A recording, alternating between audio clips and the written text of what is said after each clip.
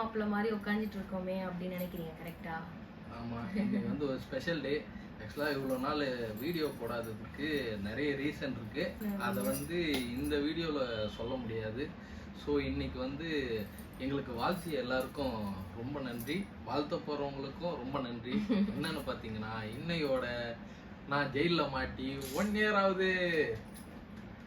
இது காலங்காலமா எல்லா ஆம்பளைங்களும் இந்த டைலாக் தான் சொல்றாங்க. காலங்காலமா எல்லா ஆண்களும் மாட்டின்னு தான் இருக்காங்க. அப்புறம் என்ன, நாங்களும் சொல்லலாம். ஆமா, இன்னைக்கு வந்து எங்களோட ஃபர்ஸ்ட் இயர் ஆனிவர்சரி. இது வந்து பாத்தீங்கன்னா நிறைய பேர் கேட்டுதுங்க, கல்யாண வீடியோ போடுங்க கல்யாண வீடியோ போடுங்கன்னு. கல்யாண வீடியோ எங்க கையிலேயே வரல, எடுத்தவங்க இன்னும் தரல. ஸோ எங்களுக்கு வந்தது என்னமோ போட்டோஸ் மட்டும்தான். சரி, போட்டோஸாவது கேட்டீங்க, அதனால இந்த வீடியோல இதோ உங்களுக்காக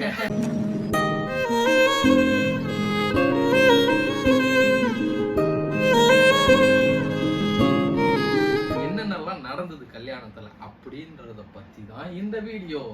லவ் பண்ணி ஒரு 7 வருஷமா, ஆமா 7 வருஷம் கழிச்சு இன்னும் ஒரு 2 வருஷம் கேட்டோம். அவங்க வந்து எங்களுக்கு அதை வந்து தரமாட்டேன்ட்டாங்க. ரொம்ப ஒன்னாவே சுத்துறீங்க, சீக்கிரம் கல்யாணம் பண்ணிங்கன்ட்டு கல்யாணம் பண்ணி வச்சுட்டாங்க. பெரிய ப்ராப்ளம்க்கு அப்புறம், ஆமாமா, ரொம்ப பெரிய பஞ்சாயத்துக்கள்லாம் தாண்டி தான் நடந்துச்சு.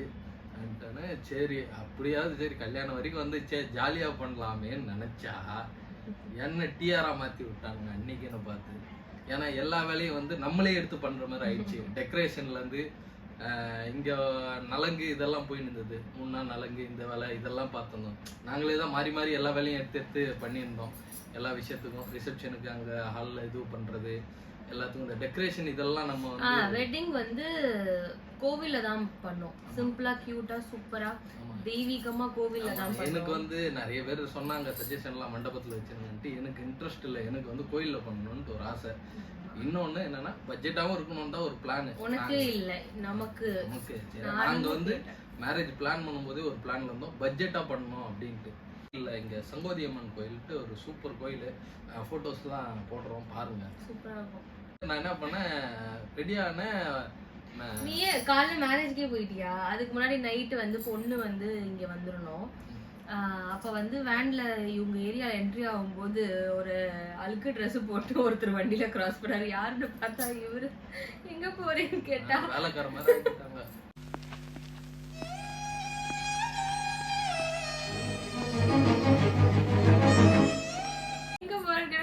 டெக்கரேஷனுக்கு போறோம் அப்படின்ட்டாரு. போயிட்டு கோயில்ல டெக்கரேஷன் பண்ணலான்ட்டு எல்லாம் எடுத்துன்னு வந்துட்டோம். பேக்ரவுண்டுக்கு எல்லாம் பிளான் பண்ணிட்டோம்.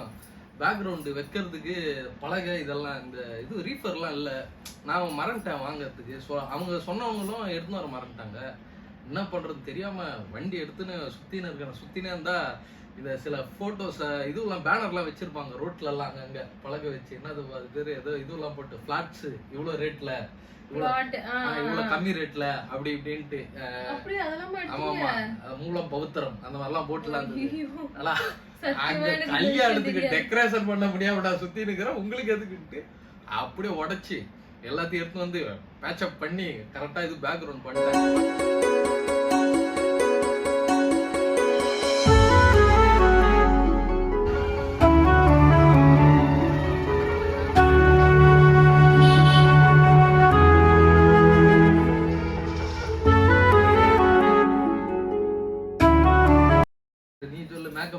கொஞ்சம் லேட் ஆயிடுச்சு. எவ்வளவு லேட் ஆச்சு? முகூர்த்த நேரம் வரைக்குமா லேட் ஆகும் ஒரு மேக்கப்? கொஞ்சம் கூட மனசாச்சு இல்லையா?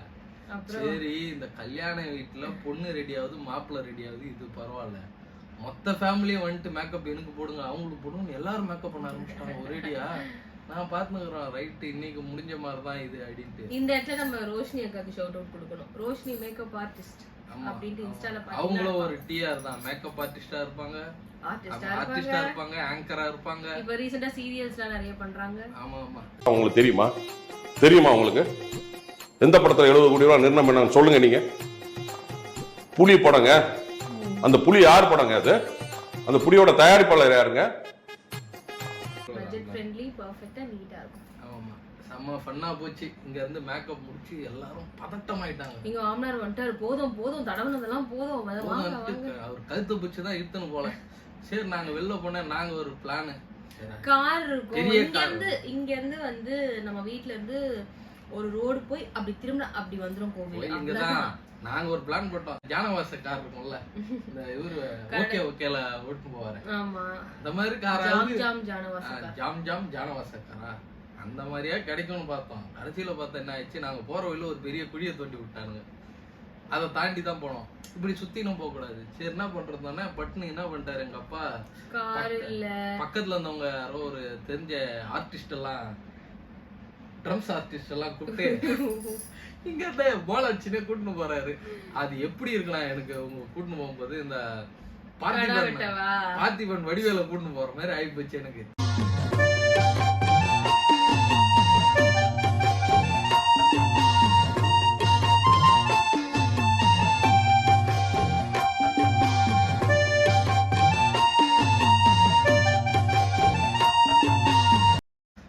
போறோம் அவசர அவசரமா கிளம்பி கடுப்பு. என் ஃபேஸ்லாம் போட்டோல பாருங்களேன், என் ஃபேஸ்லாம் கடுப்பா இருக்கும் அந்த மேக்கப்போட. ஐயோ இதை சொல்லும் போதே ஒரு மாதிரி இருக்கு. அப்படியே ரோட்ல எல்லாரும் வேடிக்கை பாக்குறாங்க. வெளில வந்து அந்த சவுண்டு கூட நாங்க 2 பேரும் நடந்து போறதுக்கும் எப்படா கோவில். அப்பதான் எனக்கு கோவில் ரொம்ப தூரம் இருக்க மாதிரி தெரியுது. எப்படியோ கோவில் போய் சேர்ந்தோம். ஆமா எப்படியோ ஒரு வழியா சேர்ந்தாச்சு. சேர்ந்த உடனே அங்க போயிட்டோடனே அங்கேயும் பதட்டமாயிட்டாங்க எல்லாரும். ஏன்னா டைம் கரெக்டா நமக்கு எவ்வளவு, எங்களுக்கு ஒரு 1/2 hour தான் இருந்தது. அந்த டைம் 7:09. நாங்க இங்க இருந்து 8:30 மணிக்கு தான் போடுவோம். ஒரு 1/2 hour தான் இருந்தது எங்க டைம். எல்லாரும் பதட்டம், சீக்கிரம் எப்படி உங்க ட்ரெஸ் மாத்துவாங்க எப்ப அப்படி டக்கு அந்த ரிச்சுவல்ஸ்லாம் டக்கு என்ன பண்ணாங்க, ட்ரெஸ் எல்லாம் எடுத்து வந்து கொடுத்தாங்க. அடுத்த செட்டு இதோ இந்த செட்டு தான் எடுத்து வந்து கொடுத்தாங்க. அதுக்கு முன்னாடி வேற ஒரு ட்ரெஸ் போட்டுருந்தோம்ல. என்ன பண்ணா போயிட்டு பொண்ணுக்கு ரூமு, மாப்பிள்ளைக்கு எப்பயும் போலதான் ரூம் எல்லாம் இல்லன்ட்டாங்க கோயில்ல. என்ன பண்றது, வேகமா போனேன் பின்னாடி, கோயிலுக்கு பின்னாடி போயிட்டு கடன்னு சட்டையை அவிட்டு விட்டு வேஷ்டி எல்லாம் விட்டுட்டு வெறும் டவுசர் நின்னுக்கிறேன். எல்லாரும் வந்து பாக்குறாங்க என்ன இவன் இப்படி பண்றாங்க. அதுவே டைம் ஆகுதுன்ட்டு வேகமா வந்துட்டு நம்ம எப்பயும் போல கிளம்பி வந்துட்டோம். பொண்ணு எப்பயும் போல லேட்டு.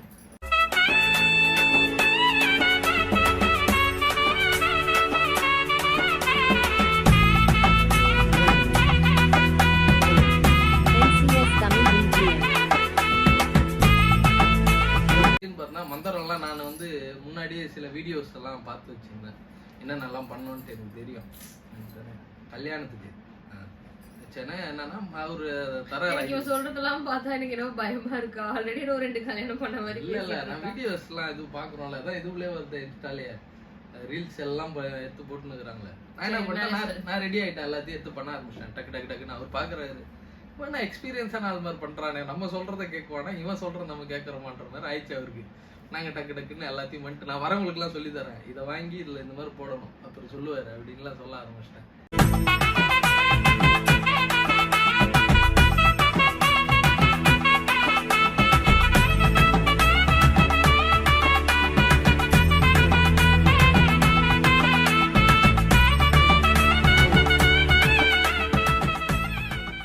எல்லாம் இதுவாயிடுச்சு, பண்ணாயி திடீர்னு பார்த்தா தாலி வந்து என் கைக்கே வந்துருச்சு.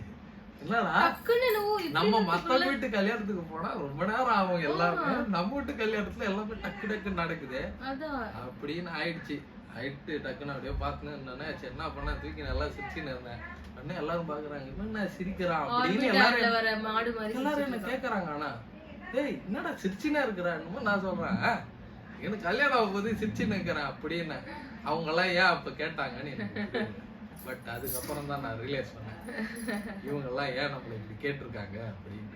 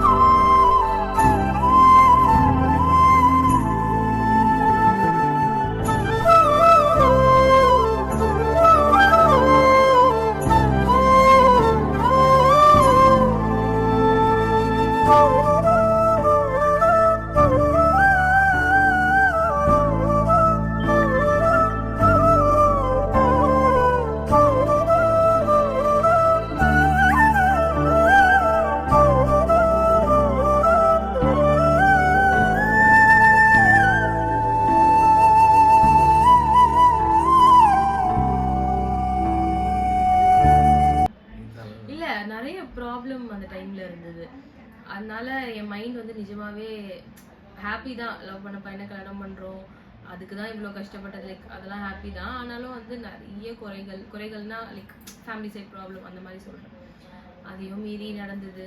அதனால அந்த டைம் டக்குன்னு கண்டிப்பாக. ஸோ எதாக இருந்தாலும் ஒன்று தான் சொல்லுவேன் எல்லாருக்குமே, பார்க்குற எல்லாருக்கும். சரியா, சில பேர்லாம் இந்த விஷயம்லாம் சில பேர் சொல்லின்னு இருக்கிறாங்க. சரியா, செட்டில் ஆனால் தான் கல்யாணம், செட்டில் ஆகிட்டு கல்யாணம் பண்ணுங்க அப்போ தான் நல்லாயிருக்கும், காசு வச்சுன்னு கல்யாணம் பண்ணுங்க. அதில் ஒன்றுமே கிடையாது. நம்ம வந்து ஒரு ஜீரோவாக இருந்து லைஃப்பை ஸ்டார்ட் பண்ணி அங்கேருந்து நம்ம க்ரோ ஆகுறது இருக்குல்ல, இந்த லைஃப் எக்ஸ்பீரியன்ஸு தான் நமக்கு தேவை எப்பயுமே, என்ன பொறுத்த வரைக்கும். கண்டிப்பா. ஏன்னா நான் சிம்பிளாவே சொல்றேன், நான் இப்போ என்கிட்ட காசு இருக்கு, எல்லாம் இருக்குது, என் லைஃப் நல்லா போயின்னு இருக்குதுன்றதுல அது வந்து ஒரு நார்மல் இதுவு. சரிங்களா, நம்ம வந்து நம்மளோட ஸ்டோரி எப்படி இருக்கணும்னா, ஒரு சூரிய வம்சம் சரத்குமார் தேவியானி மாதிரி இருக்கணும் ஸ்டோரி. நாங்க வந்து கஷ்டப்பட்டு இருந்தோம், இப்போ நாங்க வந்து வேற லெவல்ல மாறி இருக்கோம் அப்படின்றது நமக்கு ஒரு குரோத்தா இருக்கும். இன்னொன்னு அதுவுமே என்ன சொல்றது, 4 பேர்கிட்ட சொல்லும் போது நாங்கெல்லாம் ஒண்ணுமே இல்லாம கல்யாணம் பண்ணோம், இப்போ இந்த லெவல்ல இருக்கோம் அப்படின்னு இருக்கிறவங்களையும் நாங்க பார்த்துருக்கிறோம்.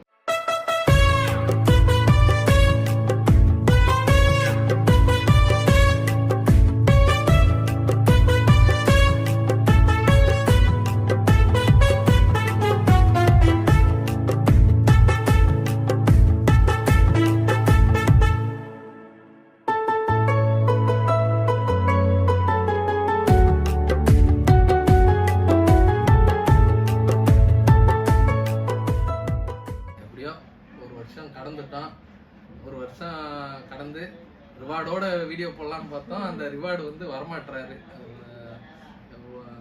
அவர் எவ்வளவு ப்ராப்ளம் பண்ணாரு தெரியுமா அப்பா, அந்த வீடியோ எல்லாம் அப்புறம் சொல்றோம். அதெல்லாம் போட முடியாம வீடியோ போட முடியாம போட்டதுக்கு அவரும் பாப்பாவும் ஒரு காரணம், நடுவுல ஹாஸ்பிட்டல்ல அட்மிட் ஆகும் வந்து. அதை பத்தி அடுத்த வீடியோ வந்து போடுறோம், ஏன் வீடியோ வந்து வரலன்றதுக்காக. சரி, முடிஞ்சது அந்த வெட்டிங் வீடியோ. போட்டோஸ் எல்லாம் அங்கங்க போட்டு பார்த்தாங்க, எப்படியோ கேட்டாங்க. ஆமா, இதோ உங்களுக்காகன்ட்டு வீடியோ போட்டாச்சு.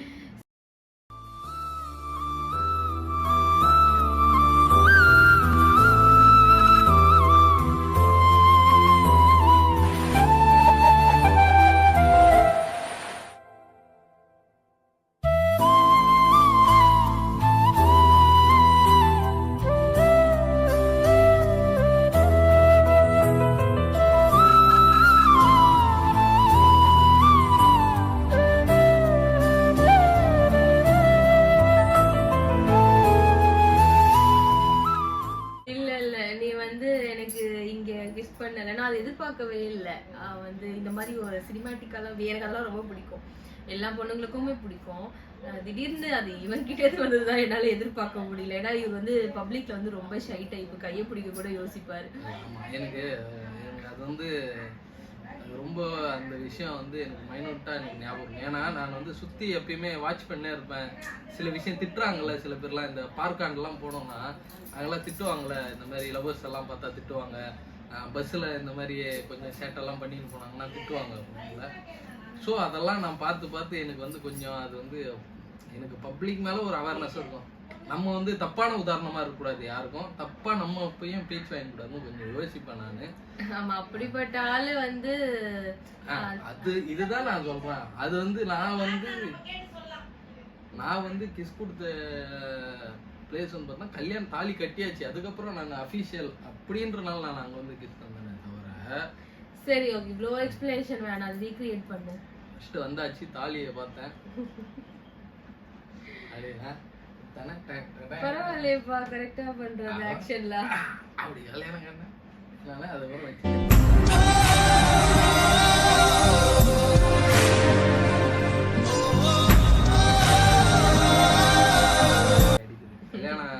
கல்யாணம் நல்லதுமா காலையிலே கோயிலுக்கெல்லாம் போயிட்டு வந்துட்டோம். அதனாலதான் சரி, இந்த வீடியோ பார்த்துருப்பீங்க, முடிஞ்ச அளவுக்கு கலகலன்னு எடுத்துன்னு பார்த்தோம். ஆமா, போட்டோஸ் பார்த்து என்ஜாய் பண்ணுங்க. நாங்க பேசுறது கூட தயவு செஞ்சு ஓட்டிடுங்க, போட்டோஸ் பார்த்து என்ஜாய் பண்ணுங்க.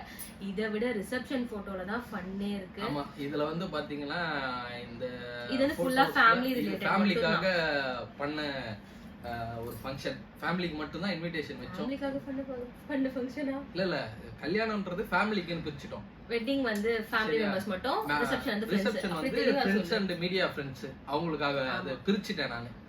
ஏன்னா இதை வந்து இப்படிதான் பண்ணணும்ட்டு. ஏன்னா காலங்காத்தால நம்ம மீடியா ஃப்ரெண்ட்ஸ் என்ன பாடுபடுவாங்கன்னு எனக்கு தெரியும். காலைல எத்தனை மணிக்கு காய்ச்சிட்டு இருக்கோம் போறது வந்து. ஸோ அவங்களுக்கு ஒரு டேட்டை ஃபிக்ஸ் பண்ணி அவங்களுக்கு தனியா வச்சிட்டோம். ஃபேமிலி எல்லாம் ஒரு பக்கம், நீங்கெல்லாம் வந்துட்டு கல்யாணம். ஸோ என்னன்னா ரிசப்ஷனுக்கு எந்தெந்த செலிபிரிட்டிஸ்லாம் எங்க ரிசப்ஷனுக்கு வந்தாங்க அப்படின்னு நிறைய சர்ப்ரைஸோட நீங்க பாப்பீங்க. அண்ட் யாரெல்லாம் வரேன்னு சொல்லிட்டு வரல அவங்களையும் நான் இதுல ஆமா ஆமா நாங்க இப்படி அதுக்கான வீடியோ ஸ்ட்ரெஸ் பண்ணி சொல்லும் போதே தெரியும் அவங்க யாருன்னு உங்களுக்கு வந்து அந்த வீடியோல சொல்றேன். ஆமா, முடிஞ்சா கீழே கமெண்ட் பண்ணுங்க, முடிஞ்சா அவங்கள டேக் பண்ண வராத செலிபிரிட்டி யாரா இருப்பாங்கன்னு கீழே கமெண்ட் பண்ணுங்க. ஆமா, டேகே பண்ணிடுங்கன்ற ஈஸியா ஆப்ஷன் தர. ஓகே, இந்த வீடியோ பிடிச்சிருந்தா லைக் பண்ணுங்க, கமெண்ட் பண்ணுங்க, ஷேர் பண்ணுங்க. மறக்காம ஆல்டமன் அபி சேனலை சப்ஸ்கிரைப் பண்ணுங்க. இனிமே வீடியோஸ் ரெகுலரா வரும். நன்றி நன்றி நன்றி. வாழ்த்தி அனைவருக்கும்.